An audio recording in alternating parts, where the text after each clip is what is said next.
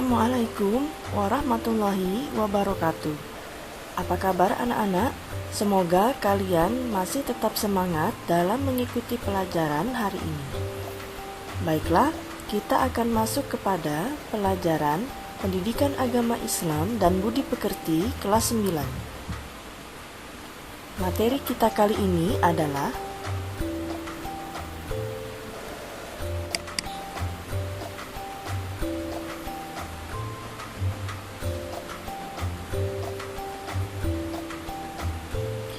kehadiran Islam mendamaikan bumi Nusantara.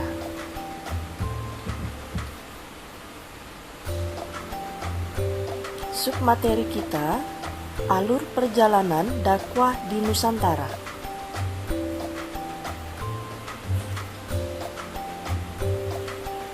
Tujuan pembelajaran, peserta didik diharapkan mampu menjelaskan alur perjalanan dakwah di Nusantara dengan benar.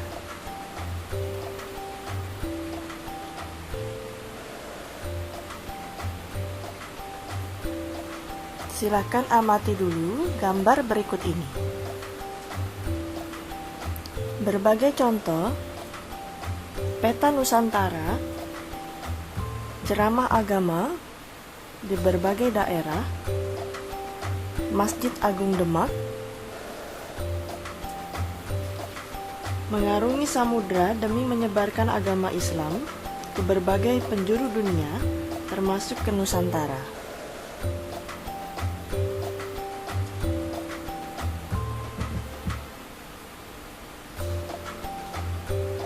Pernahkah kamu menghadiri acara tabligh akbar atau pengajian umum? Jika pernah, tentu di sana ada seorang mubalik atau dai yang sedang berceramah menyampaikan ajaran agama Islam. Para mubalik dan dai tersebut berceramah dengan gaya dan ciri khasnya masing-masing. Tujuannya agar menarik perhatian hadirin sehingga mereka memahami materi yang telah disampaikan. Materi yang sudah dipahami tersebut hendaknya diamalkan dalam kehidupan sehari-hari. Islam mengajarkan bahwa tugas dakwah bukan hanya dibebankan kepada mubalik. Setiap orang Islam memiliki kewajiban untuk berdakwah menyampaikan ajaran Islam kepada orang lain. Dakwah bukan untuk mencari uang, bukan pula untuk mencari popularitas, tetapi semata-mata untuk mencari ridha Allah Subhanahu wa Ta'ala. Demikian pula yang dilakukan oleh para penyebar Islam di Nusantara. Mereka berdakwah dengan penuh semangat dan keikhlasan. Samudra luas bukan penghalang untuk berdakwah, justru sebaliknya menjadi pemacu semangat. Sambil berdagang, para penyebar Islam tersebut datang ke Nusantara untuk berdakwah. Kedatangan mereka disambut hangat dan diterima dengan baik. Hal ini disebabkan dakwah yang mereka lakukan adalah dakwah dengan cara-cara damai, bukan dengan kekerasan. Bagi Islam, tidak ada paksaan dalam beragama karena telah tampak jelas mana yang hak dan mana yang batil. Apakah para penyebar Islam di Nusantara tidak menghadapi hambatan dan tantangan selama berdakwah di Nusantara? Jawabannya tentu ada. Setiap dakwah pasti ada hambatan dan tantangan, tetapi semua itu dapat diatasi dengan bekal keteguhan iman, ilmu, kecerdasan, dan akhlak mulia.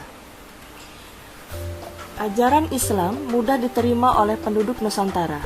Hal ini dikarenakan Islam adalah agama yang nyata kebenarannya, rasional, mengajarkan kedamaian dan persamaan derajat.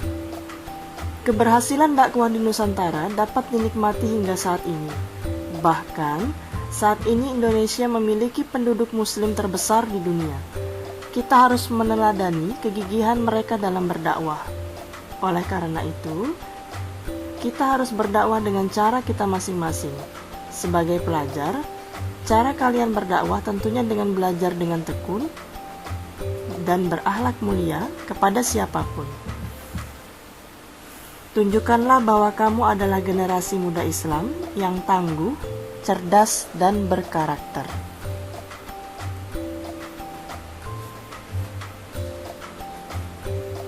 Silahkan kalian amati dahulu gambar berikut ini.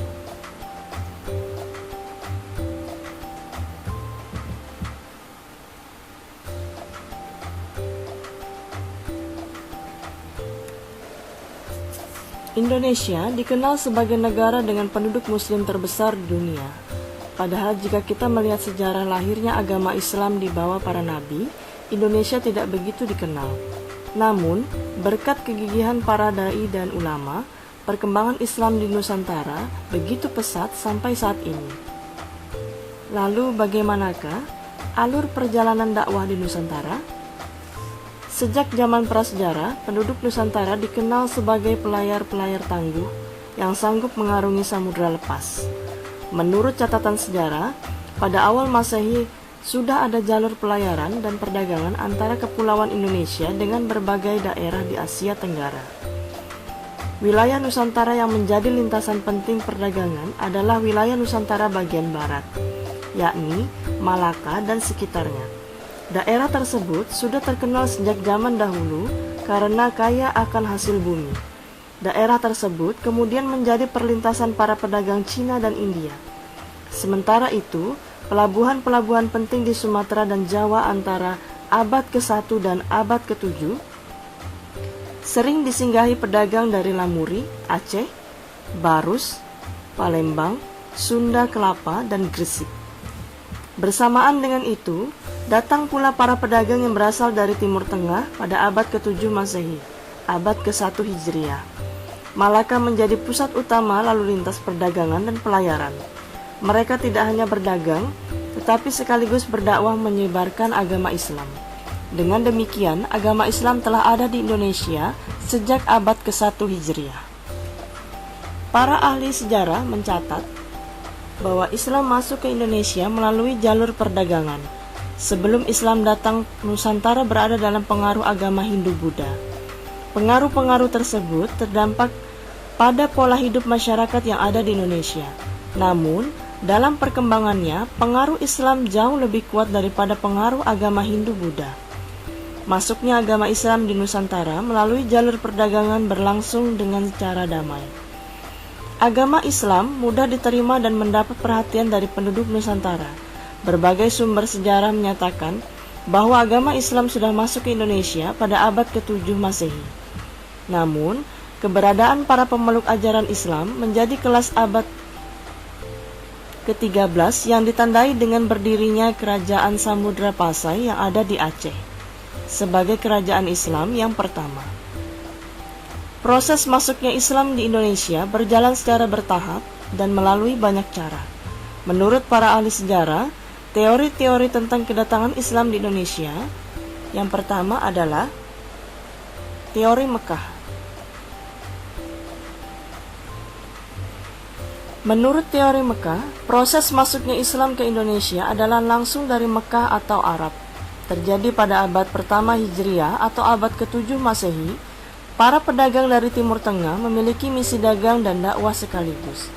Bahkan, motivasi dakwah menjadi pendorong utama mereka datang ke Nusantara. Orang-orang Arab yang datang ini kebanyakan adalah keturunan Nabi Muhammad SAW yang menggunakan gelar Syekh atau Syarif di depan namanya. Menurut para ahli sejarah, jalur perdagangan antara Indonesia Arab telah berlangsung jauh sebelum Masehi.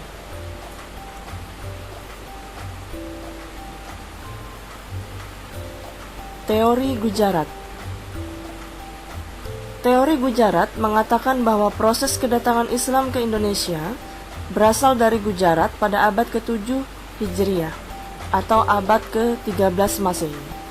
Gujarat adalah sebuah wilayah di India bagian barat berdekatan dengan Laut Arab.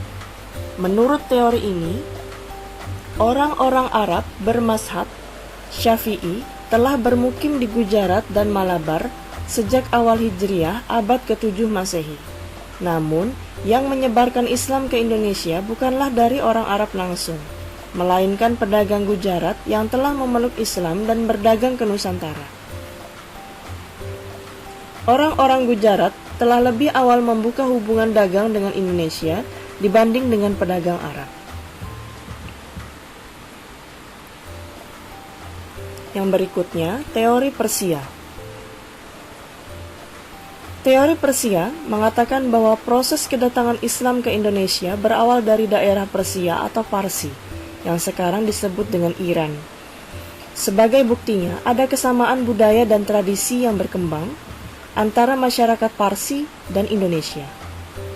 Tradisi tersebut antara lain adalah tradisi merayakan 10 Muharram atau Asyura.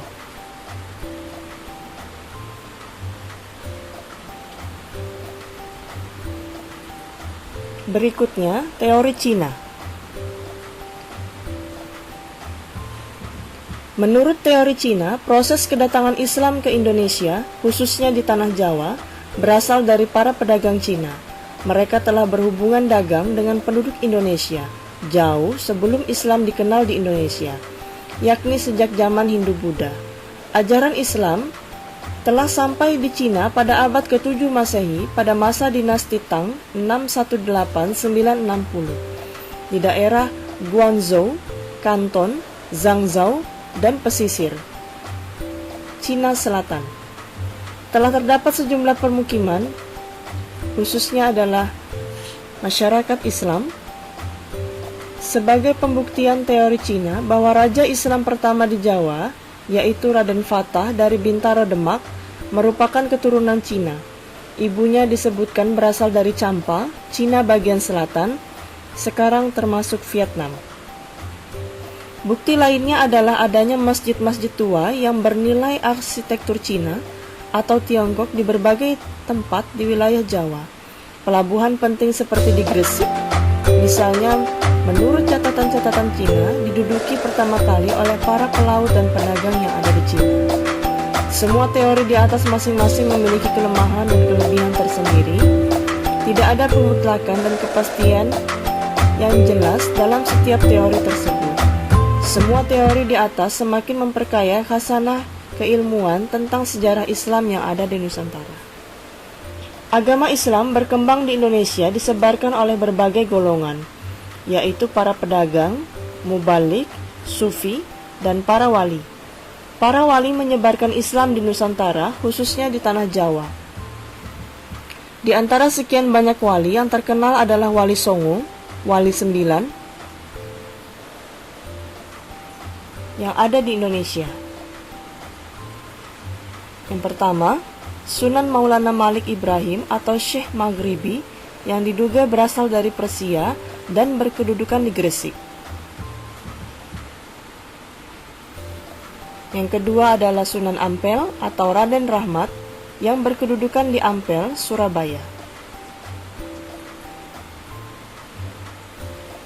Yang ketiga, Sunan Bonang atau Raden Maulana Makdum Ibrahim, putra dari Raden Rahmat, Sunan Ampel.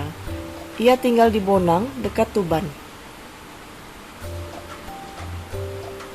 Yang keempat, Sunan Giri atau Prabu Satmata atau Sultan Abdul Fakih yang semula bernama Raden Paku, berkedudukan di Bukit Giri, dekat Gresik. Yang kelima, Sunan Rajat atau Syarifuddin, juga putra dari Sunan Ampel dan berkedudukan di Derajat, dekat Sedayu, Surabaya. Yang keenam, Sunan Gunung Jati atau Syarif Hidayatullah atau Syekh Nurullah berasal dari Pasai, sebelah utara Aceh, yang berkedudukan di Gunung Jati, Cirebon. Yang ketujuh, Sunan Kudus atau Ja'far Sodik, putra dari Raden Usman Haji yang bergelar Sunan Ngandung di Jipang, Panolan, berkedudukan di Kudus.